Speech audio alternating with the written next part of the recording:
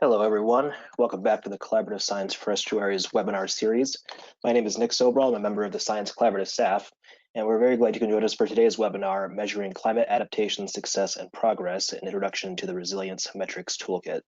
Today's webinar is part of our monthly series that features projects funded by the Science Collaborative, as well as partners as they engage with the reserve system. The National Estuarine Research Reserve System, or NERRS, is a national network of 29 unique research reserves as shown on the map. The program works in collaboration with a local place-based partner, either a state agency, university, or nonprofit.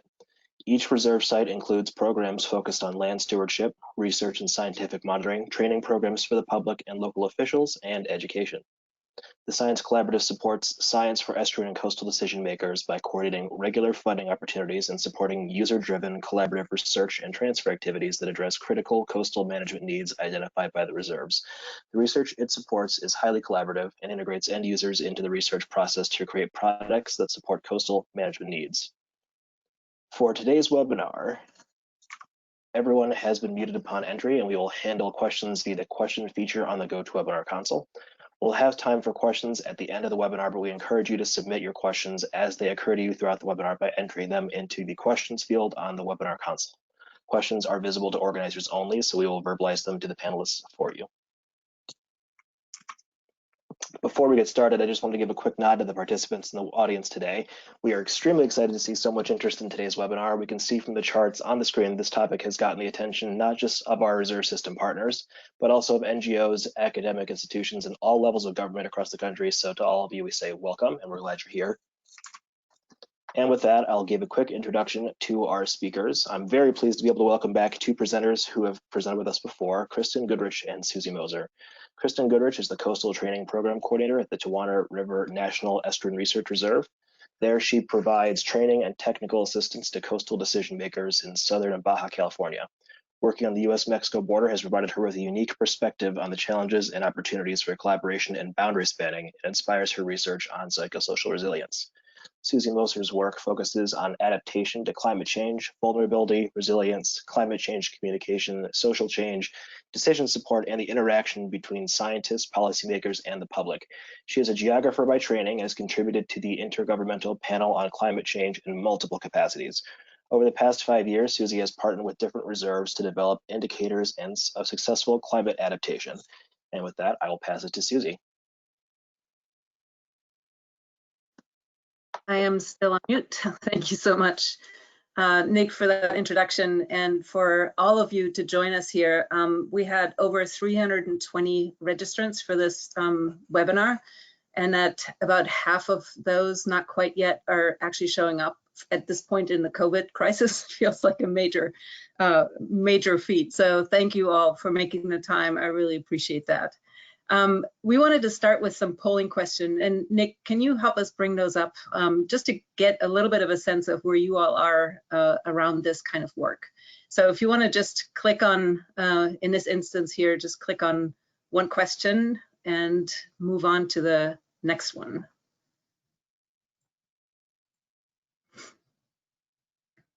And Nick, I'm assuming that you will move us on when you see that most people have responded. Correct. I'm just monitoring the percentages right now, and I'll close and share them afterward. Okay.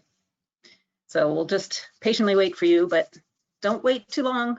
You want to move it along. You want to see what's actually in this toolkit. So. Okay, so here's the first poll results. That's great. Quite a spread, with most of you having some experience, at least, with working with indicators and metrics. So go to the next one.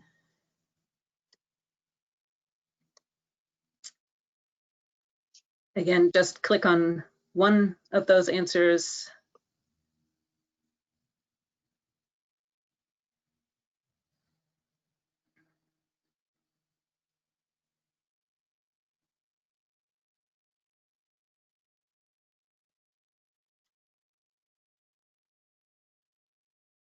I'm very curious to see where you're coming down on this one.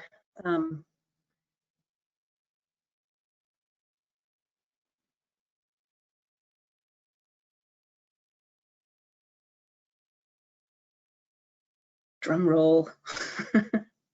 Yeah, I know. One dead. That's interesting. So I just want to comment, most of the people, when they come to me and say, oh, what do we, how do we measure adaptation, progress, and success? They want the standard list of indicators. And, it's really interesting that those of you on here today think that there might be some of those, but it's mostly context specific between, the red and the green bar here. So very interesting. We will mostly speak about the context specific way of getting to indicators. Go to the last question. And that one, I think you can answer as many of these as you wish.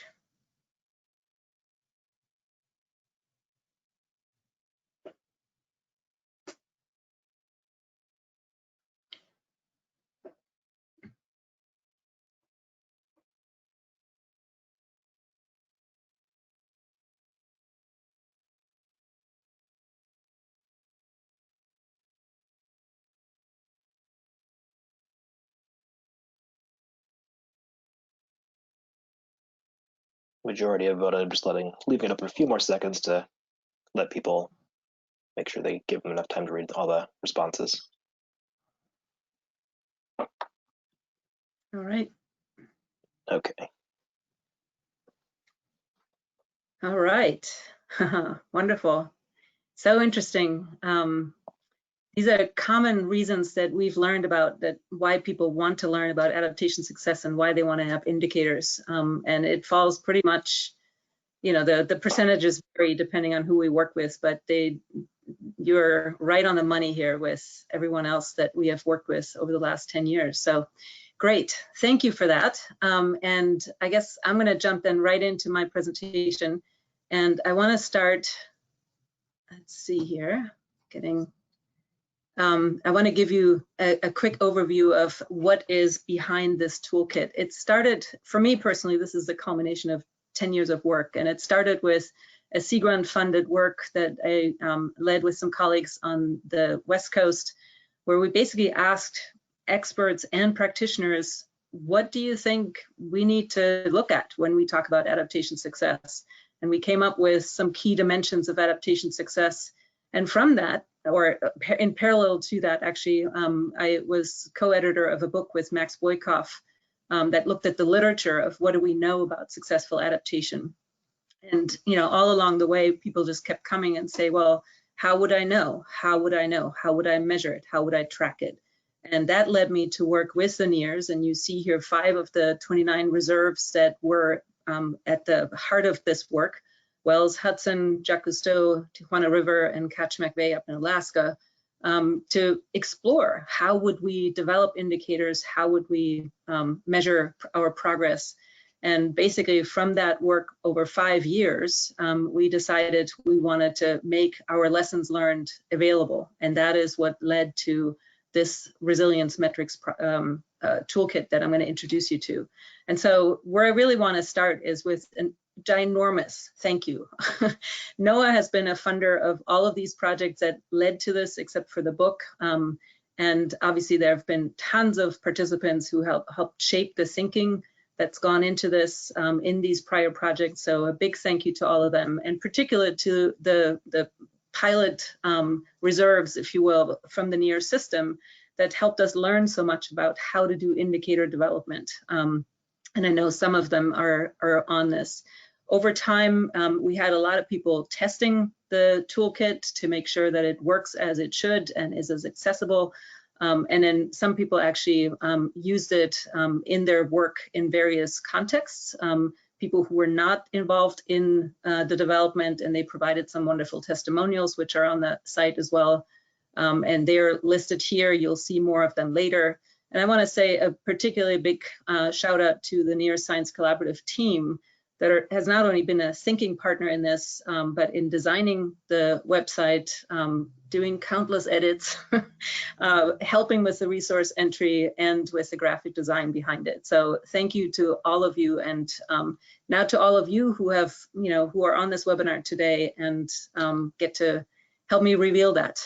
So let me start with, again, these 5 reasons that I just put forward to you in the polling question of why people want to talk about success and measure progress. with indicators. Many of them say it is about, we need to communicate a good story, not just the gloom and doom. We need to show people that we're working in the right direction to keep them engaged over time. Adaptation is a long-term process, and oftentimes interventions we make are difficult for people to tolerate. Imagine lifting roads or changing infrastructure. People need a good story, and people also need to know, what are we working toward? So this common vision among very diverse stakeholders is another reason to have a vision of success and ways to show progress. For many others, it's about deliberate planning, to both setting clear goals and aligning whatever we do with those ends. So if you will, that's a form of internal consistency. For others, it's communicating across sectors, across agencies, to make sure that what we do fits with what they do, and we're not working at cross purposes. So it's really looking for a best fit of policy goals, that external consistency. While today we didn't have as many people saying that they need that to justify adaptation expenditures or budgets, again and again, what we're learning, and just think of Standards & Poor now looking at rating systems for communities, and they have to show that they're making progress on resilience. This will become a really big issue in the future. In fact, we had someone from Standards & Poor sign up for this website. Once you've done something, you actually want to communicate to your stakeholders also, that you have done it, whatever they wanted, or if it didn't all succeed as much as you wanted, you want to show at least that you've done your best in achieving that, and explaining maybe why there are shortfalls. And then the last reason, which is quite a different category, because you sometimes want to look at what didn't go right in this instance. You want basically to know, how can my best learn from whatever worked and didn't work out? So I'm just going to, leave it at that. I mean, you'll come back and see how that shows up in the website and how we help you with each of those tasks. As for those key dimensions that we developed early on in that project on the West Coast with coastal managers in particular, basically the story behind that is that people said, if we're just looking at the actions people take, or if we're only looking at outcomes, we're really missing the boat on whether or not a community is adapting well or is actually making any progress. So much, when it's not a shovel-ready project that you can see on the ground, there's so much work going on behind the scenes in building adaptive capacity and working to overcome barriers, setting up a good process that is just as important to moving things forward. And so in that project, we came up with these 6 dimensions that are really essential if you want to tell the story right about whether or not a community or organization or agency is adapting and adapting well. You would have to look at all 6 of those dimensions. These are the 5 reserves that pilot tested this, and what we did in each one of these cases varied quite a bit, because we made it very specific to what are you working on in your local context, what do you need, where are the communities that you work with, and what's the context. So in Southern Maine, we looked at 10 communities there and basically used that workshop as a way to stimulate conversation among the 10 communities to think about adaptation and getting them sort of mutually excited and a little bit in competition with each other of making progress, and seeing that with people coming back every year to basically track their progress on something they said. Along the Hudson and both in Hudson and the Jacques Cousteau Reserve, it was in the post Sandy period, and some of the questions were really around how to implement adaptation after plans had been made, or how one knows that we're actually now more resilient than we were before all these measures were taken post the disaster. Tijuana River, you're going to hear about more from Kristen later, but that was both on the reserve and in the region, looking at different scales of doing this work. And then in Alaska, Kachemak Bay, which is is located in Homer, Alaska. There were 2, a municipal and a borough planning process, comprehensive planning process going on, and we try to basically get the adaptation planning right integrated into those processes. So you can see it's very different contexts, very different capacities, stages in the process. And so basically, you know, the lesson from that is you can jump in wherever you are, and do some of this work. What we then wanted from all these, from this work over 5 years with the reserves, is to integrate and really pull out the lessons from that and share that with not just the NERRS system, but, you know, others who work in coastal regions and beyond coastal regions, to essentially have those lessons and not having to reinvent that wheel. What's clear, and again, this is where I was interested in your responses here, is that some of the folks really just want, hand me the indicator list and the metrics, and that's all I need because I don't have the time or I don't have the capacity to deal with much else. Whereas other people said, you know, we have this very specific project going on here, and a standard list doesn't help me at all. It just doesn't do anything. It just doesn't fit. So our emphasis essentially is on helping people with whatever project they're at. We didn't get to the point, if you will, that might require future funding if there is an interest in that, to come up with a sort of a transferable list of indicators that everyone could track. I think that's, you know, a valuable thing to maybe work toward. But for most people like yourselves, it is probably just about, you know, how do we get started and how do we make it fit in the context that I'm working in. You know, what's working in New York might not work in Wisconsin or in Arizona. And I mention in particular an inland state because this isn't just for coastal regions. Got a lot of input into the design from, you know, the NERRS, from particularly the coastal training program coordinators who are taking this work often or working with decision makers to connect science to practice. We brought it to the Social Coast Forum in 2 years, to the National Adaptation Forum, to Ray in 2018 and 20, and did some other testing with the RISA teams. I know some of those are represented here today as well. So lots of user input, even in the design of the toolkit, not just in the original piloting that we did at each of the reserves. So here is that this toolkit. This is what it looks like. And just to, you know, get it really clear in case you have a small screen, it's a very simple URL for you to bookmark if you want to. And what I want to do now in the rest of my time is to just walk you step by step through what's under each of these drop-down menus and how you can find your way in. And then you're going to hear from Kristen an example of how we worked in that context.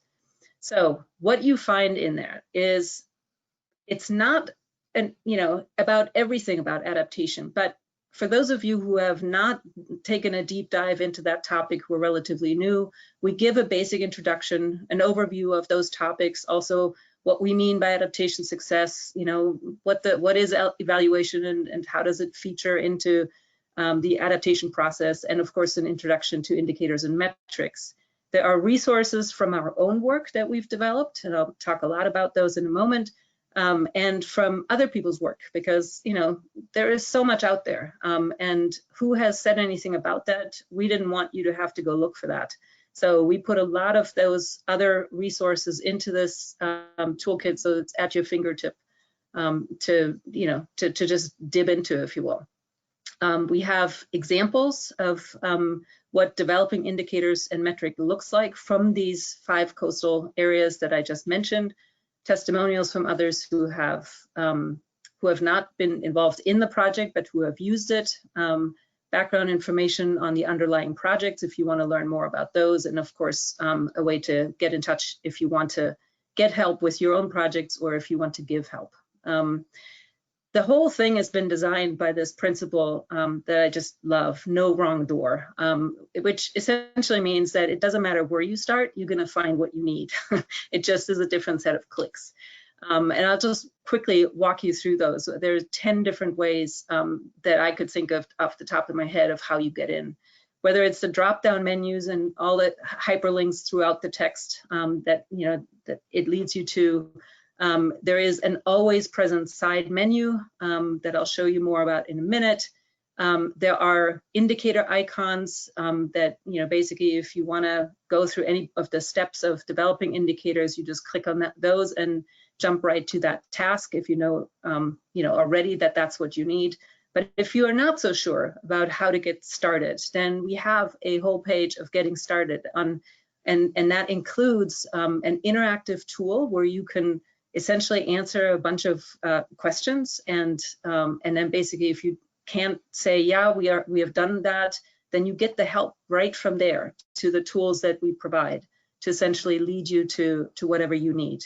We have an overview of all the job aids and facilitation tools to develop indicators, both in the diagnostic questions, but also a 2-page overview that just places the tools along a sort of wheel of the typical adaptation wheel, planning wheel, if you will, that is so commonly used. You can jump to the resource page and search by topic, sector, type of resource, by keywords. In fact, there is a search bar always present at the top of the website. You can just dip in, just go, discover it randomly, if you will. And then follow the leads or the links in there, and there will be a short, like 2-3 minute orientation video, but that's still to come. I didn't get that quite done. So I want to show you from this getting started page. What you see here, if you were to use that drop-down menu, you see all the subsections to that. Alternatively, you can, click on this sidebar that's always there to find, how to any help that you need, whether it's, what do you mean by indicator and metric, and how do you use those terms? What is monitoring? What is evaluation? Whatever, or learn about the adaptation basics. There's also this possibility of using this quiz, which, here you can see, this is where you click on, yep, we have done this, we have done this, we have done this. And imagine you have just, gone through the first 3. Yep, we have assessed our risk and vulnerability. We've clearly defined what our adaptation effort will focus on, and we have basically drawn boundaries around that. So if you have done that, then you can check those off. But let's just say you have not yet, you're not sure that you have all the stakeholders, that you need to bring. So you can click on that little button that says help to achieve this, and a little pop-up window comes up, and it shows you all the tools and all the case studies that show you how we did it there, and any other web pages on this website that are relevant, or anything under the resources, pre-selected, pre-searched resources. If you click on that, you basically just find any help that you want. So imagine then you did that, you finished that piece, and but you didn't click that last one, and decided, oh, I'm done with that, I'm going to click next. What it says, what comes up is a message that says, based on your responses, we recommend you actually still look at this bounding issue a little bit more. And if you instead can say that you've answered all of them and you click the next button, you get to the next step. And again, same thing here applies. You can get all the help you need along the way. So that's a really easy way, and you can easily always find that quiz again to find those resources associated with each of the step. But imagine you come as a planner, you're in the middle of an adaptation process, or maybe any other planning process, comprehensive plan, hazard mitigation plan. And you're in the process of, what are we trying to aim for? Well, that links to our second step in the indicator development process that is focused on visioning what success is looking like. And for that, we have job aids, we have facilitation tools, and we have examples. And by job aids, what I mean is anything that makes your job easier. Whereas a facilitation tool is if you need to work with your stakeholders on that particular step, there are those are the literally facilitation agendas or recipes of how to do that, and then examples of how we did it in our work. This is how the 6 steps of indicator development and use fit into the typical planning process. So one of the big lessons that we've learned is that you don't do indicators and metrics just at the very end. You do that all along the way. This entire process helps you actually do your planning, whatever your planning is, a lot better. So, and for each one of these steps, then we decide, or we give you those resources of how to implement that. This is in that second drop-down menu on adaptation resilience, where we basically pull together the lessons learned from why to think about adaptation success and what those key dimensions are, why they matter, how they help you do your work better if you implement them well, and what could happen if you neglect any one of those particular dimensions. So for example, if you wanted to learn more about, how do I effectively communicate or do public engagement, then, you could click on that and it leads you to that subpage and you can find the relevant resources to do that well. Or if you wanted to know more about, well, how do I set up a good adaptation process, or what are good adaptation actions, how do I build adaptive capacity, you can click on any one of those and then get the relevant resources that we have. If you're ready to jump into this whole business of developing indicators and metrics, we basically give a basic introduction and then lead you through these 6 key steps in the process, which are bounding and assessing your context. Like all adaptation projects, you actually have to draw a boundary around it. Sometimes that's a jurisdiction, sometimes that's a region, a watershed, whatever the case may be. But maybe sometimes it is, you really are interested more in supply chains and it's not geographically bound or by some administrative boundary.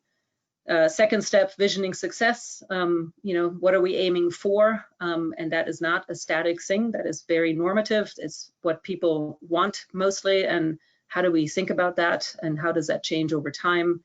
And then of course, once you have that, then you want to know how do you develop indicators and metrics? How do you pick the right ones? Because you might come up with a mile-long list of indicators and metrics, and in the end, you can only track so many. So then how do you prioritize and select the right ones? Then there's a whole question of how to actually go about monitoring that over time. How do you pay for that? How do you, if you don't have the capacity, who can do it? And then why bother having them in the first place? Using the indicators in what parts of adaptation? So again, for each one, we have this step-by-step explanation, the do-it-yourself tools to help you through it, case examples, and actually lists of indicators. And those are not the penultimate, this is the only type of indicators that there ought to be. These are samples that came up in our process just to jumpstart your imagination. You might have more, but all of the stuff that came up in each of the cases is available by location. We have it in a giant spreadsheet for all the things that came up. And we also have them organized by social indicators, ecological indicators, infrastructure indicators, governance, and whatever, a few sample lists like that just to get you jump started. And I just wanted to show you, this is one of those sample sheets for the social aspects, like how would we measure that? And it's a little small to see here. So we have the indicators. And as we have learned, they're most effective when they're connected to specific strategies, adaptation strategies that you might take. Then we offer you a number of different metrics, and we also show in what ways they relate to the different dimensions of success, those 6 dimensions. So, if you find yourself having only indicators that only go with the process, well, maybe you want to pick some indicators that actually cover some of the other dimensions. And that's just one example, but we have these lists and they're for your taking. Now, on the application side, we wanted to basically uplift some of the work that we've done and how we've done it and what came out of that. And in this instance, so far, it's basically constrained to the work on those 5 reserves. Over time, as other people want to work with this, if you want to share your work or if you want us to work with you, then you just get in touch and we will eventually add more applications to it. So at the moment, this is coastally constrained, if you will. But basically what you find on each one of those, if you click on that link there to the NERRS work on successful adaptation, then you find this website and you can click on any of the reserves. So in this instance, I just clicked on main, what we did there, and what you find is the workshop slides that we use to work with the stakeholders there, facilitation agenda and the public agenda, case studies. I mean, essentially anything that you just would want if you want to just lift it and take it and use it and, or adopt it for your context. Any of the job aids that came out of here, the indicators that came out of it, And if you want to talk to the people who actually did the work or were responsible locally for that work, that contact information is there as well. So it's as ready-made as we could make it. On the resources page, very quickly, what you find here is, and you know, by now it's, I don't know, something on the order of 300, 400 types of different entries into this. You can search by what kind of resource it is. You know, do I want to look at a presentation or the case examples or the fact sheets or job aids or something like that. Or you can look by topic. And if you click on any one of these, there's actually submenus underneath each of them. You can look by sector. So if you're interested in, you know, just what was done on the coast versus what's there for human health, you can just click on those and find it. You can look by region. And finally, you can also look at what we produced versus what somebody else did. So it's really rich in terms of, you know, what's there.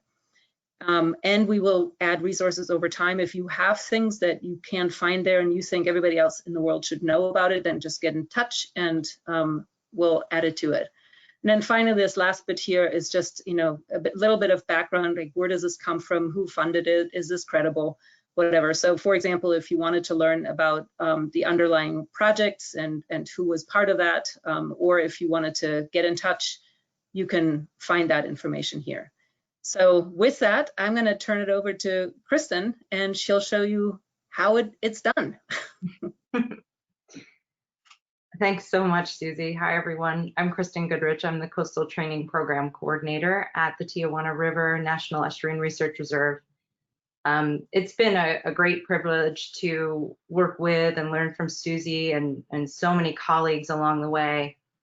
This has been a long process, and today is an exciting day for us because this is such a culmination of so many great minds and experiences in trying to navigate and understand and really learn from each other about how to develop indicators and metrics to track adaptation success. And I'm really excited to be able to share an example from the process that we conducted at our reserve.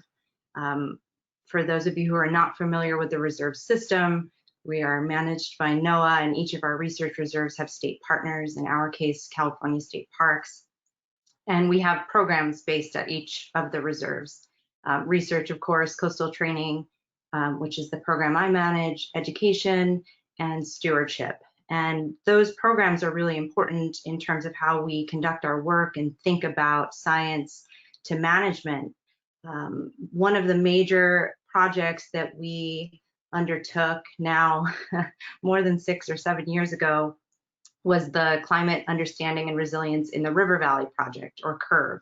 And CURV really set out initially to conduct a vulnerability assessment for the research reserve in the Tijuana River Valley, but we'll talk about today how we kind of bounded that and thought about context.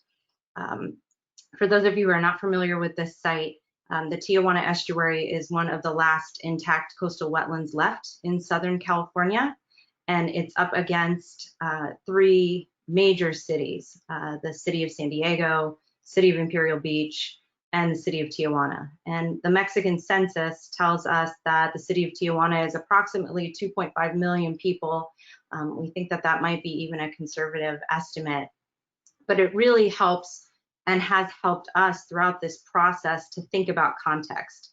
And I will, you probably will hear me talk about context a number of times throughout this presentation, because for us it was so critical to think about where we had the ability to have some autonomy, to have the a little bit more control in terms of what we were able to accomplish in planning for climate change and then ultimately implementing and adapting to climate change in this very complex binational border region.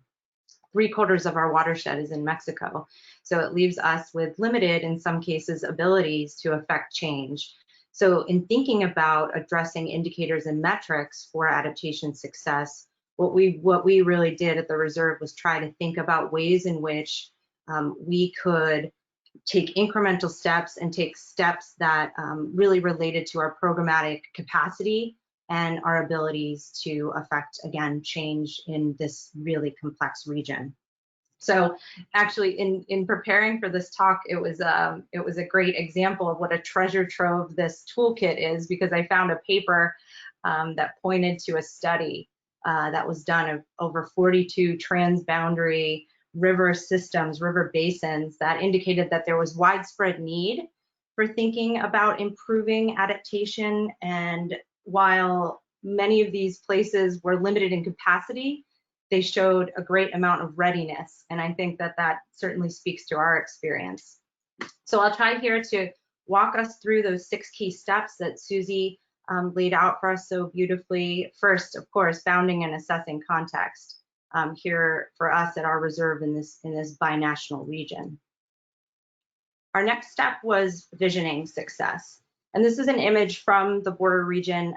This is me looking through a series of 5 culverts that run underneath the US-Mexico border infrastructure.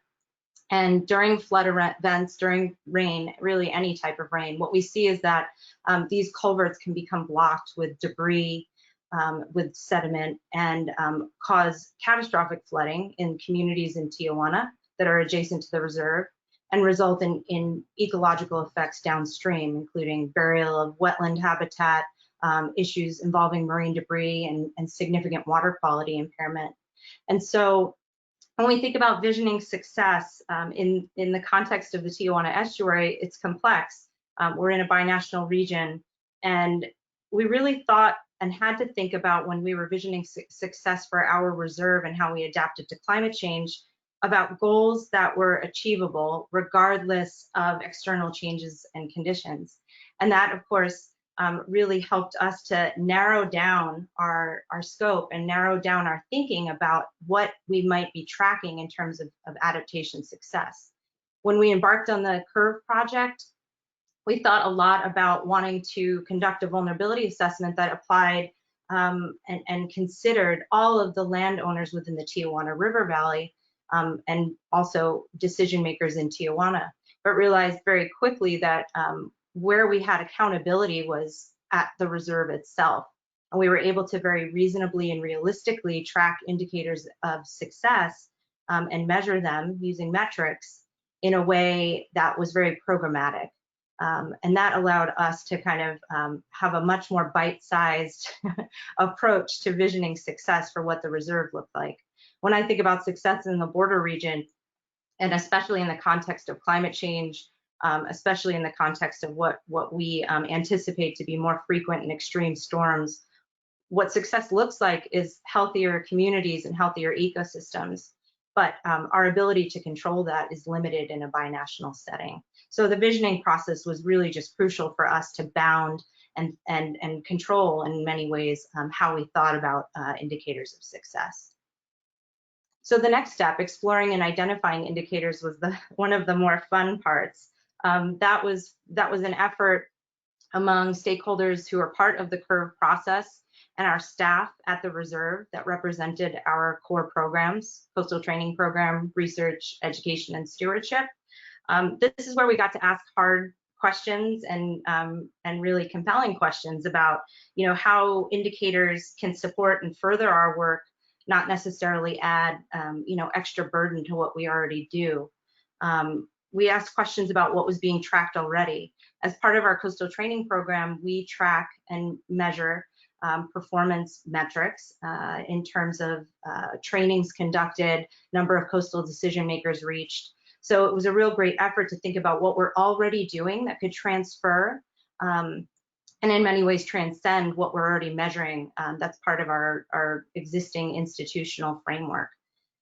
We asked also questions like, what would it be like to contribute to overall reserve goals, and where would we want to be in 10 years? So this was the real imaginative and creative space for us to work together as a reserve staff, again, kind of coming down from that larger scale context and really kind of looking deeply into where we could affect change. The next step, selecting indicators and identifying metrics, was where we got down to the nitty gritty. So here was where we actually came up with bins and characterized how we wanted to select these indicators and identify metrics. So for us, those looked like comprehensive strategies for the reserve itself. Ones that looked at cultural and historical resources, ones that looked at education and community needs, many that related to stewardship of the land. So things that involved resource protection, management, restoration, especially as it related to our large scale wetlands restoration project, the Tijuana Estuary Tidal Restoration Program. We also thought about public access, and we thought about restoration as it related to public access. We are one of the last intact coastal wetlands in Southern California, so really it presents a great opportunity for the public to be able to come and experience nature in a very unique way in Southern California. And then training. So the program that I manage, the Coastal Training Program, how can we think about indicators and metrics that are specific to climate adaptation as it relates to providing training and technical assistance for coastal decision makers in our Southern California Bight. So after we selected those indicators and metrics, this is where the hard, maybe even harder part came in, it continues to come into play. This is probably something I should print out and hang above my desk, but this is where, as much as we talk about what we do at the reserve in terms of climate change adaptation, and as much as we're, sometimes challenged, but often proud of what we're trying to accomplish, we talk a lot about what we do, but this is the part where we actually have to come down and get pen to paper and start actually stop talking about writing and actually start to write something. So the tracking indicators and metrics part is the place where we have felt, we needed the most capacity. So getting back to earlier steps, again, thinking about what we already measure, not creating additional burdens, and thinking about amplifying where we can communicate the things that we're doing, write about them, track them, and monitor them over time is one of the kind of more applied aspects from our perspective of this process, but very critical in terms of being able to kind of look back and look ahead. Finally, using these indicators and metrics, the last of those 6 steps is where this work kind of plays out in an exciting way. I'll just speak to one of the adaptation strategies that we developed as part of the CURVE process that is within or under the Coastal Training Program. This is where we committed to tracking and measuring how we were amplifying our coastal training program within the border region. And this photo is from a workshop where we engaged with community and co-developed a community-led process that is really trying to unpack how we manage solid waste in the border region that ultimately contributes to those blocked culverts and results in really significant impacts to property and lives and our ecological systems downstream. And so we're using these indicators and metrics as we speak. This was just from a workshop held several months ago in trying to think about how interconnected all of our programs are, all of the efforts that we are trying to undertake to affect change, to commit to successful adaptation. This is where I think we have and are still learning about how these 6 steps kind of play into a larger and longer term strategy for us at the reserve. So with that being said, I'll leave you with this final slide. This is an image from our CURVE process. It's an image of the cover of our adaptation strategy that was developed as a result of so many years of engagement and in later years engagement that was really centered around developing indicators and metrics for successful adaptation. So you can take a look at our adaptation strategy. I put the website there on the bottom right, but these, of course, are also embedded in our toolkit that Susi walked us through earlier. But this is one example among many, and I hope we can tackle some questions that I see coming through as it relates to to this process, and particularly how context specific it can be. And so thanks for the opportunity to share a little bit about what we did in the border region. Excellent, thank you. Okay, we'll move on to Q&A. One question I will start off by addressing, there's one question that has been asked a few times, which is, are we recording this and will the recording be made available? So obviously there's a lot of interest.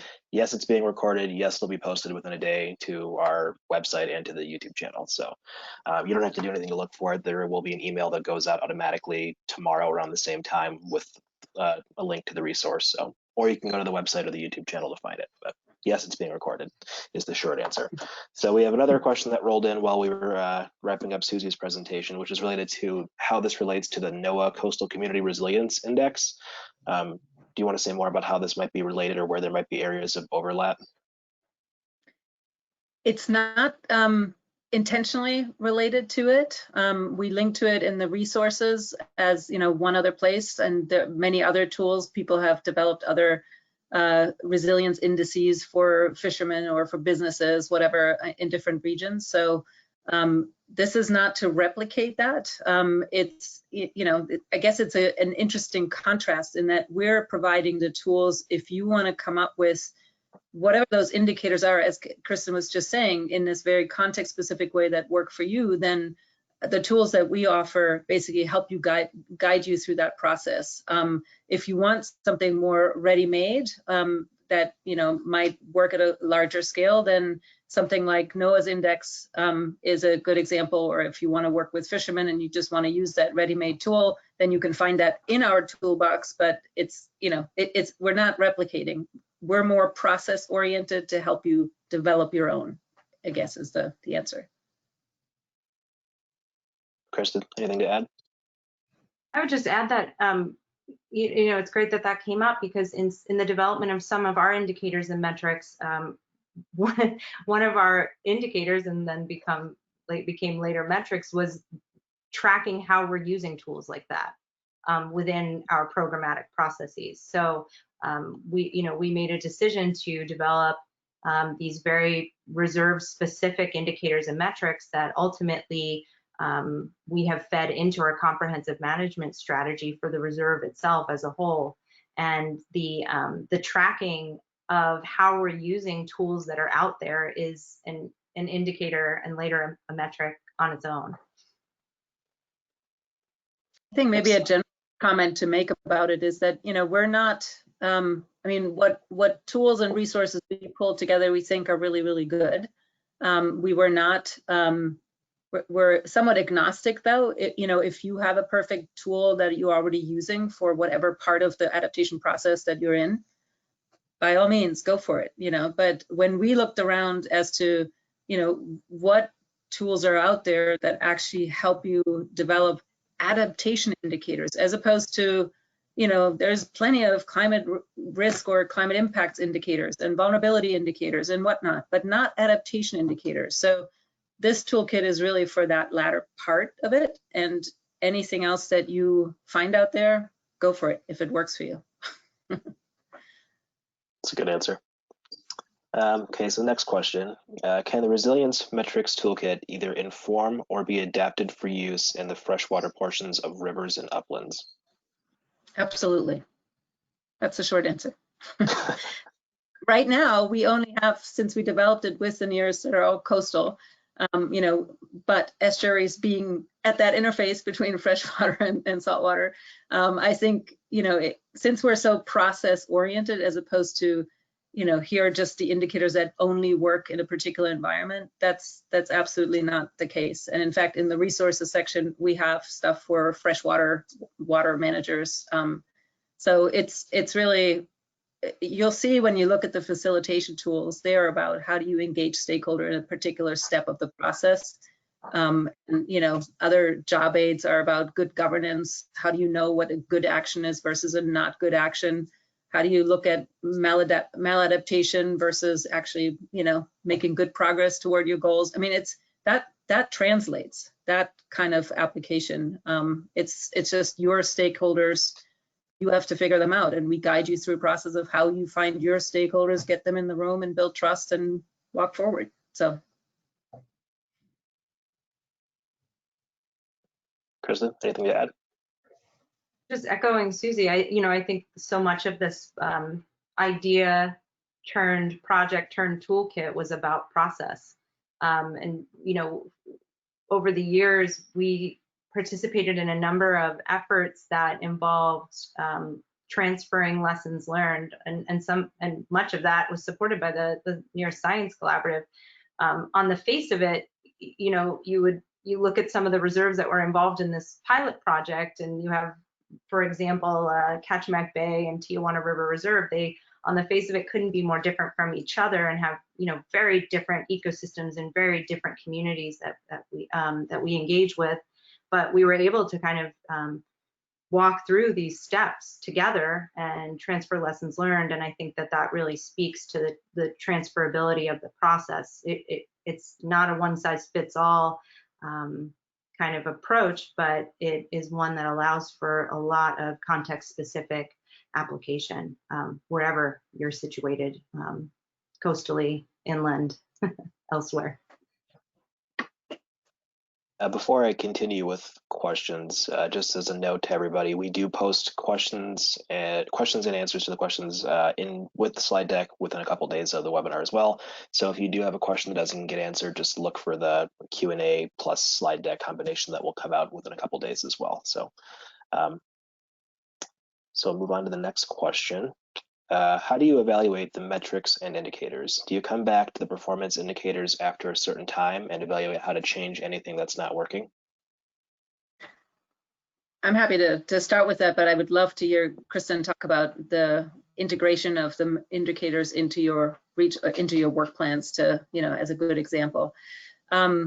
Absolutely. I mean, part of one of the motivations for having indicators is to help you learn about whether or not you're making progress with adaptation, whether that actually is in line with your expectations, if the adaptation is performing as you wish. And sometimes you might find that the indicator itself wasn't useful. We actually have quite a bit of guidance as to what makes a good indicator, what we've learned about that, and how to measure that. We also talk about that, an indicator, there are many, many ways to measure an indicator. For some, you might have quantitative measures. For some, you might have qualitative measures. None of those metrics will actually ever be perfect fits, for what the indicator is trying to indicate, what it's trying to tell you.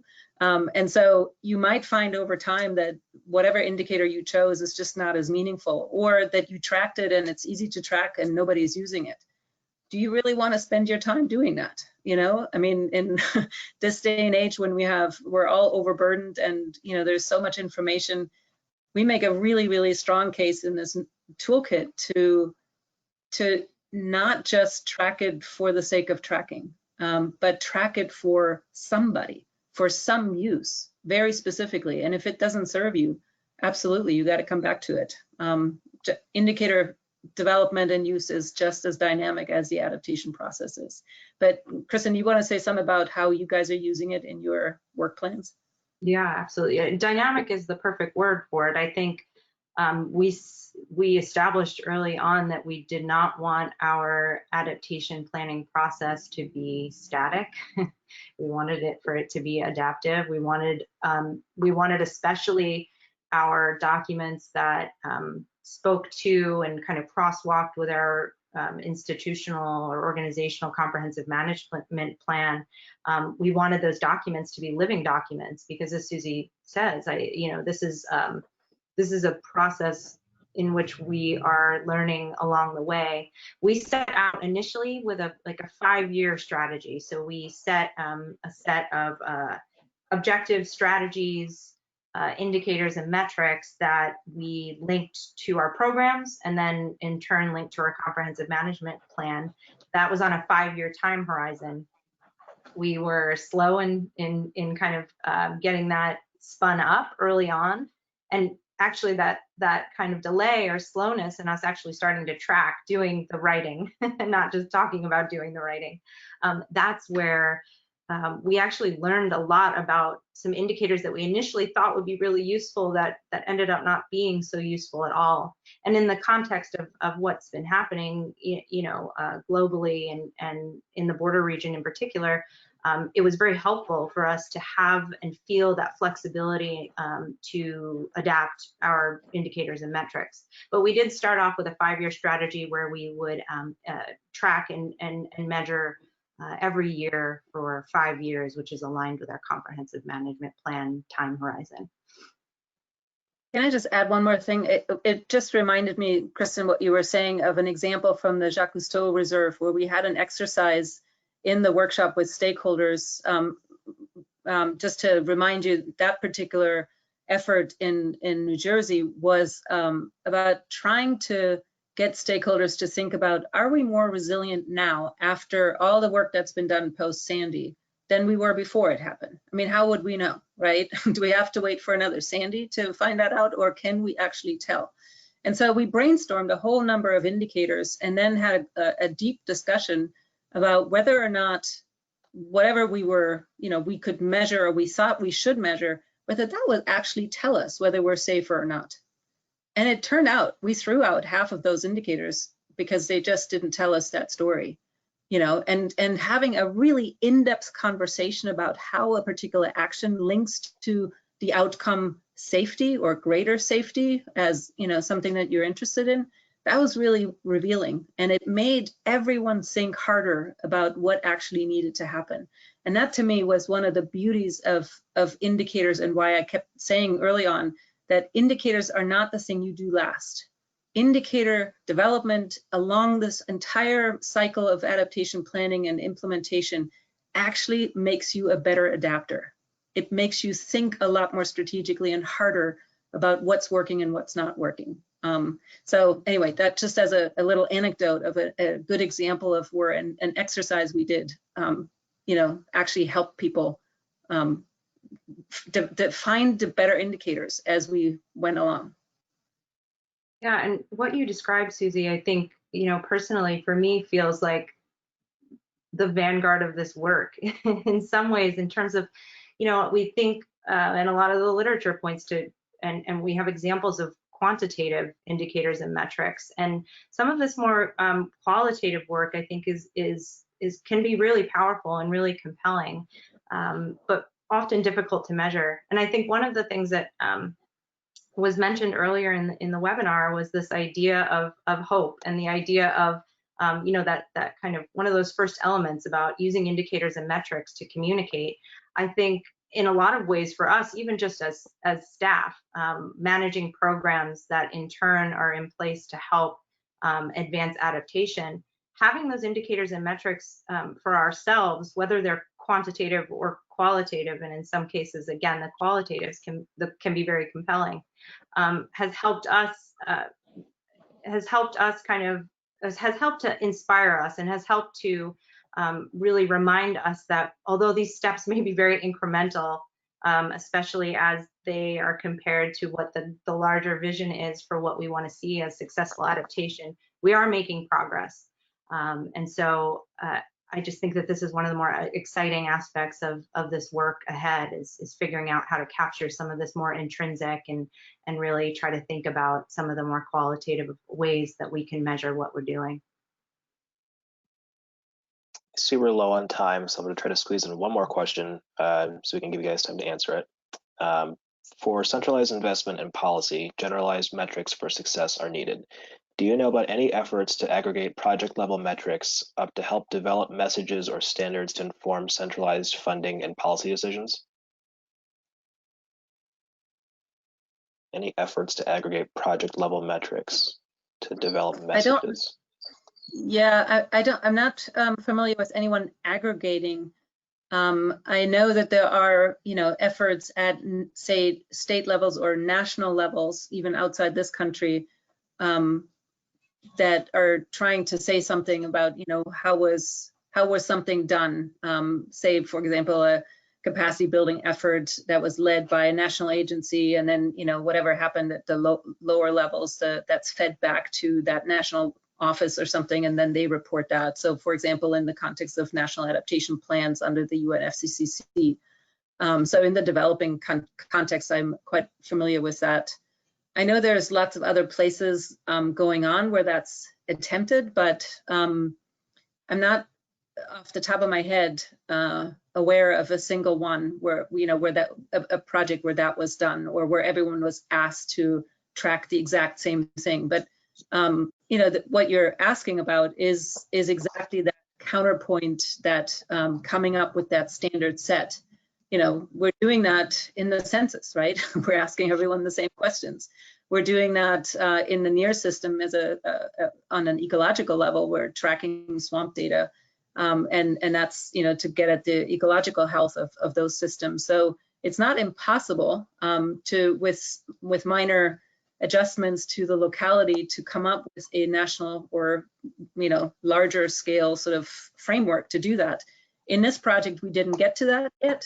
But that's sort of the dream in my mind, is that we ultimately feed that up. In fact, one of the motivations behind this project was to feed into a national indicator system, something that was called for in the 3rd National Climate Assessment, and we still haven't gotten to that yet. But that's the hope, that we come up with what is that set, but that requires more work. So do